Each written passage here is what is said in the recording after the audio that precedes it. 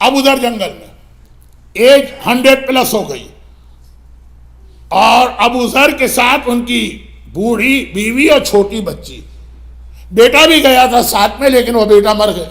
وہ ایک الگ میسیج اس میں ہے ظہور امام زمانہ کا، جو میں الگ مجلس میں دیتا ہوں، ابھی چھوڑ دیے۔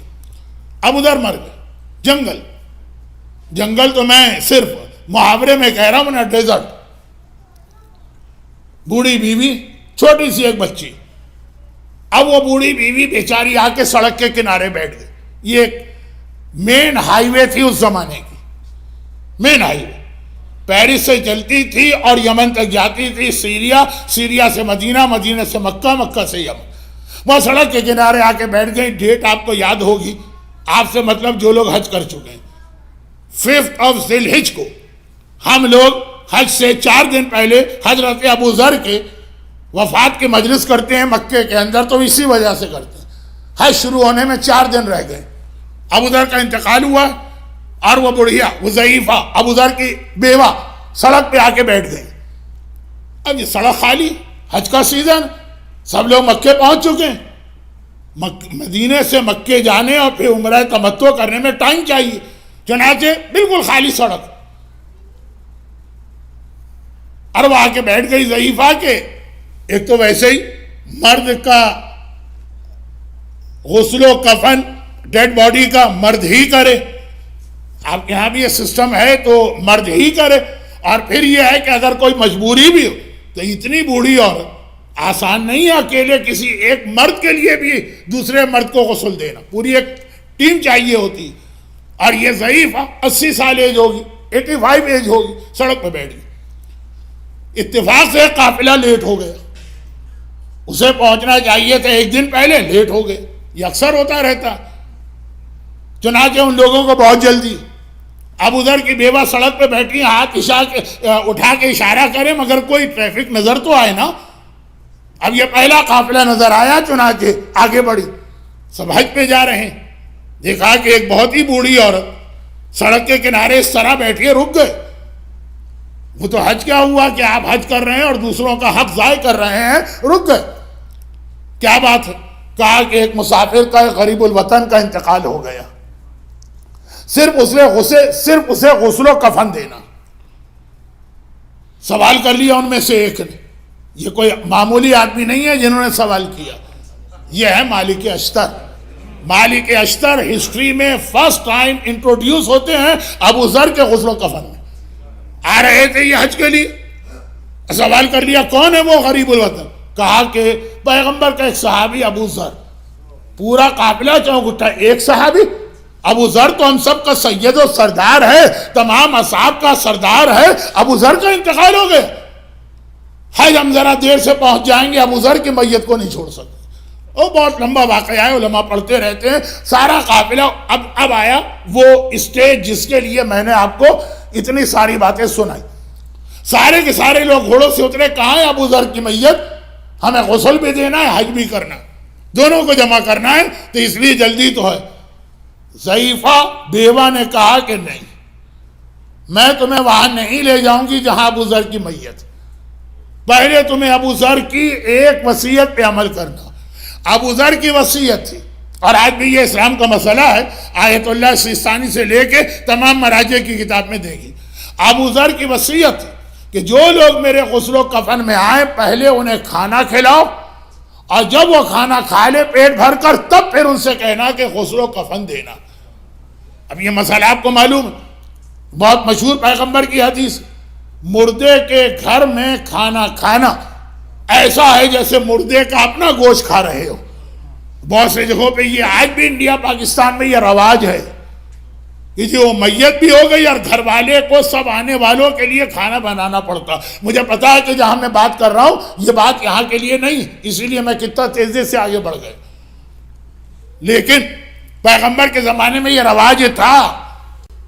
تب پیغمبر نے اپنی بیٹی سے کہا، جعفر طیار کی آج شہادت ہوئی ہے، کھانا گھر میں خود پکا کے لے جاؤ، کیونکہ مرنے کے والے کے گھر میں کھانا کھانا اس کے چولہے کو استعمال کر کے جاہلیت کا عمل ہے۔ شہزادی کونین کھانا پکا کے لے گئی، 3 دن تک پڑوس سے کھانا آتا رہا، اور یہی آج بھی مراجع کہتے مستحب ہے، کہ آدمی اپنی ول میں یہ لکھے کہ جب میری موت ہو جائے تو میرے میت پہ آنے والوں کو میرے مال میں سے کھانا کھلایا جائے. پتہ نہیں اس مجمع میں کتنے لوگوں کے ول میں یہ جملہ لکھا ہوا. یہ مستحب ہے، واجب نہیں، لیکن بہت ہائیلی ریکمینڈ مستحب ہے کہ ہر مرنے والا یعنی ہر شخص اپنی وصیت میں یہ جملہ لکھے گا. ابو ذر، ان سے زیادہ سنت رسول پہ عمل کون کرے گا؟ چنانچہ ایک مرتبہ بیوہ نے کہا کہ ابو ذر نے مجھ سے سختی کے ساتھ کہا کہ پہلے انہیں کھانا کھلاؤ اور اس کے بعد پھر کہنا کہ غسل و کفن دو. اب جلدی بھی ہو رہی، غسل و کفن دینا ہے ابو ذر جیسے عظیم صحابی اور حج پر پہنچنا بھی ہے، لیکن جو کہ وصیت سے مجبور ہو گئے. پہلے کھانا کھایا ابو ذر کے مال سے، جماعت کے پیسے سے نہیں، لوگوں کے ڈونیشن سے نہیں، ابو ذر کے اپنے مال سے. جو اصل مسئلہ ہے وہ یہ کہ آپ کے اپنے مال سے آپ کی میت پہ آنے والے لوگ کھانا کھائیں. خیر وہ ایک الگ چیز ہے جس پہ میں بعد میں بات کروں گا. اس کے اب یہ کیا یہاں پہ کیا اصول بنا، میں کہنا اس مثال کے ذریعے کہنا کیا چاہ رہا ہوں. ابو ذر جیسا صحابی اپنی تمام تر عظمت کے باوجود، ڈسپائٹ آل ہز گریٹنس، وہ اہل بیت میں شامل نہیں ہے. سلمان پھر بھی اہل بیت میں، لیکن شامل ہونے کے باوجود سلمان کا اسٹیٹس بہت لو ہے، اہل بیت بہت ہی بلند.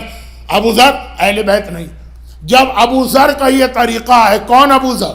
جنہیں رسول اللہ نے ٹرین کیا. کون ابو ذر؟ جنہیں امام علی نے ٹرین کیا. ان کا طریقہ یہ کہ جو میری خدمت کر رہا پہلے میری جانب سے اس کی خدمت ہو. ٹائم بہت کم رہ گیا ہے تو میرے ورڈنگ جو ہے ہو سکتا ہے کہ بہت ہی زیادہ ریفائن ٹائپ کی نہ ہو. اگر کوئی ہماری خدمت کر رہا ہے تو ایک طریقہ یہ کہ کسی نے ہماری خدمت کی پھر ہم نے پلٹ کے اس کی خدمت کی.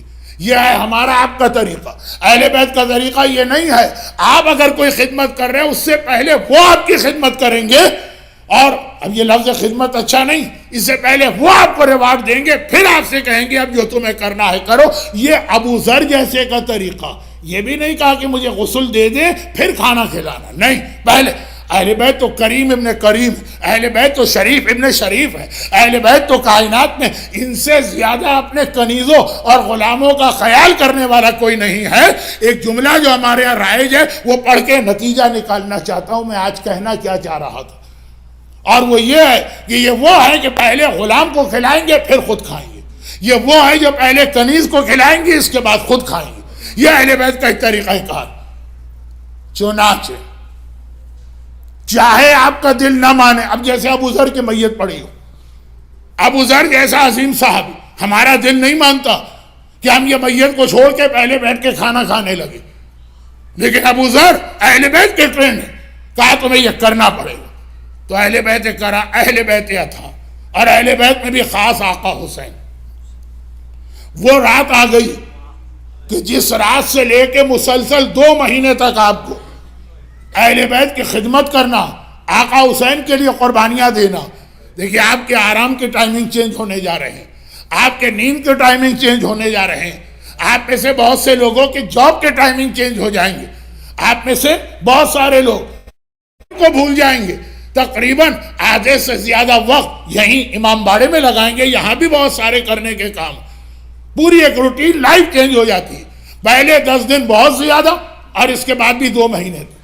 یہ وہ خدمت ہے جو آپ اہل بیت کی کر رہے ہیں. یعنی یہ خدمت ایک بگننگ اور اسٹارٹنگ ہے اصل خدمت کا. اصل خدمت کیا؟ آقا حسین جو آپ عاشورے کے دن کہیں گے. عاشورہ پورے ایام عزا کے فرسٹ عشرے کا پیک ہے عاشورہ. عاشورے کے دن آپ کیا کہتے ہیں؟ اعظم اللہ اجورنا واجورکم بمصابنا بالحسین.